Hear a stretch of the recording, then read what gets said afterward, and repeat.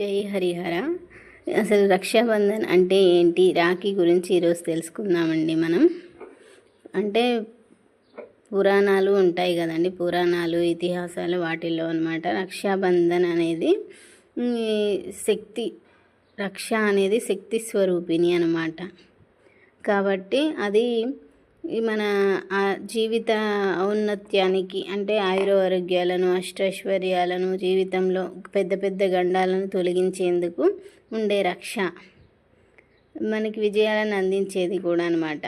అది రాఖీ అంటే అన్నదమ్ములకి ప్రతీక అని కొంతమందిగా అనుకుంటారు, కానీ రక్ష అనేది ఎవరికైనా కట్టొచ్చు అంటండి. ఎక్కువ పురాణాలలో చూసుకుంటే భార్యాభర్తలు ఎక్కువగా ఉండేవి అనమాట. భర్త విజయం కోసం భార్య కట్టినవే ఎక్కువగా ఉన్నాయి. అలాగే కొన్ని, ఎందుకంటే పుట్టినీళ్ళు మెట్టినీళ్ళు మారుతాం కాబట్టి మన సోదరుల భవిష్యత్తు బాటలకు, అంటే ఆడపిల్ల లక్ష్మీ స్వరూపిణి అంటారు కదా, అందుకనే అలా ఎందుకు రాఖీ కట్టేది సోదరుడికి అనేది, ఎందుకంటే బలిచక్రవర్తికి లక్ష్మీదేవి తన సోదరుడిగా భావించి బలిచక్రవర్తికి రాఖీ కడుతుందండి. అప్పటి నుంచి అలా అన్నదమ్ములకి రాఖీ కట్టడం స్టార్ట్ అయిందనమాట. ఎలా అంటే ఒకరోజు బలిచక్రవర్తి విష్ణుమూర్తుల వారిని వామనావతారంలో ఉన్నప్పుడు బంధిస్తారంట. అలా బంధించినప్పుడు లక్ష్మీదేవి ఒక్కతే అయిపోయి బాధపడుతూ, ఆ తండ్రి లేక బాధపడుతూ బలిచక్రవర్తి ఉన్న రాజ్యంలోకి ఒక వృద్ధ బ్రాహ్మణ స్త్రీగా వస్తుందన్నమాట. బ్రాహ్మణ స్త్రీగా వచ్చినప్పుడు ఆశ్రయం కోరుతుంది బలిచక్రవర్తిని. ఆయన ఆశ్రయించి ఆ అమ్మ లక్ష్మీదేవికి అన్ని సౌకర్యాలను కల్పిస్తాడనమాట.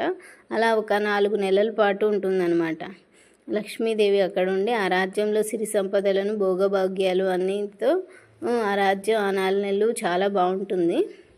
అలా ఉండి కరెక్ట్గా శ్రావణ మాసంలో రాఖీ పౌర్ణమి రోజు, శ్రావణ మాసంలో రాఖీ పౌర్ణమి రోజే ఆయనని బలిచక్రవర్తిని సోదరుడిగా భావించి ఆయన చేతికి పత్తిదారంతో రక్ష కడుతుందనమాట. కట్టి రక్షాబంధన్గా ఉంటుంది. రక్షగా అంటే సోదరుడిగా భావించి నేను నీకు రక్ష కట్టాను కాబట్టి నువ్వు నాకు రక్షణగా ఉండాలి అనేసి అడిగితే మాట తీసుకుంటుంది.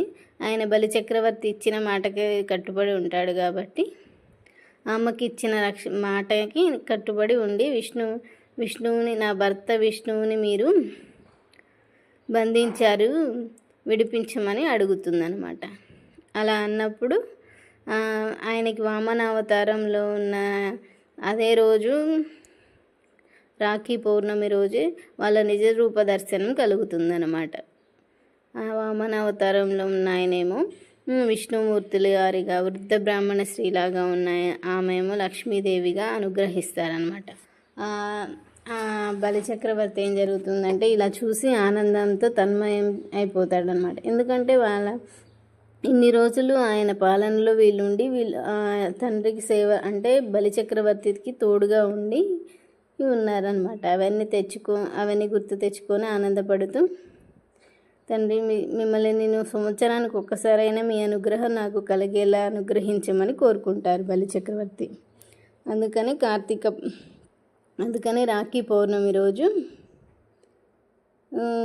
ఆ టైంలో బలిచక్రవర్తికి ప్రతిసారి, అంటే ఆ 4 నెలల్లో ఎప్పుడో ఒకసారి లక్ష్మీదేవి విష్ణుమూర్తుల వారు కనిపిస్తూ ఉండేవాళ్ళని అప్పుడు అనుకునేదనమాట.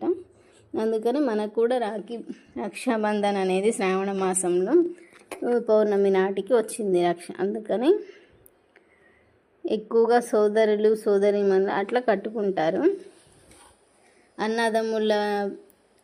అన్నదమ్ములు అక్క చెల్లెల బంధాలు బలపడాలి, అన్న చెల్లెల బంధం, అక్క తమ్ముళ్ళ బంధాలు ఇలాంటివన్నీ బలపడాలనేసి ఒకరికొకరు తోడుంటూ ఆ బంధం పెరగాలి. రక్ష అంటే సోదరుడికి సోదరుడు, ఇప్పుడు తమ్ముడు అక్కకి రక్షగా ఉంటూ తోడుగా ఉండాలి అనేసి రక్షాబంధన్ కడతారు. అలాగే పుట్టినింటి ఈ అమ్మాయి లక్ష్మీదేవి. ఇప్పుడు చూసాం కదండి స్టోరీ.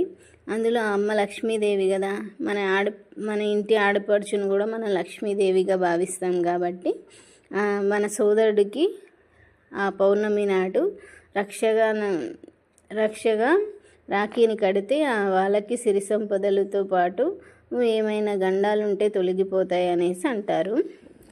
కానీ పూర్వం రాఖీ కట్టించుకోవడానికి సోదరుడే సోదరి వాళ్ళ ఇంటికి వెళ్ళేవాడంట. అలా ఎందుకు అంటే యమధర్మరాజు అలా ఒక వరం ఇచ్చారనమాట. పౌర్ణమి నాడు నీ సోదరితో వాళ్ళ ఇంటికి వెళ్ళి, ఎవరైతే సోదరి వారి ఇంటికి వెళ్ళి తన చేతితో స్వయంగా వంట చేయించుకొని తిని ఆ రోజు అక్కడే పడుకొని పౌర్ణమి రోజు తన సోదరితో రక్ష కట్టించుకుంటారో అలాంటి వాళ్ళకి గండ సమయాలంటే మన జీవితంలో ఎన్నో గండాలు వస్తూ ఉంటాయి కదా. అలాంటివి ఏంటంటే ఎగ్జాంపుల్గా ఒక యాక్సిడెంటే ఉంది, పెద్ద యాక్సిడెంట్లో మనం చనిపోవాలి అనే స్టేజ్లో ఉన్నప్పుడు ఏదైనా చిన్న కాలికి దెబ్బ తగిలి అలా ఆగిపోవడం అనమాట. ఇలాంటి గండాలన్నమాట. పెద్ద గండం ఉన్నప్పుడు చిన్న యాక్సిడెంట్, చిన్న దెబ్బతో ఆగిపోయేలాగా చేస్తా అన్నట్టు వరమిస్తారనమాట. అందుకనేసి తన సోదరి ఇంటికి పూర్వకాలంలో సోదరి వాళ్ళ ఇంటికి వెళ్ళి ఆ పౌర్ణమి రోజు తన చేతి వంట స్వయంగా అంటే తన చేతి వంటను తిని రక్ష కట్టించుకొని అక్కడే పడుకొని నెక్స్ట్ డే వచ్చేవాళ్ళంటండి. కానీ ఇప్పుడు మన జనరేషన్ మారిపోయింది కాబట్టి మనమే మన అన్న తమ్ముళ్ళ ఇంటికి వెళ్తున్నాం.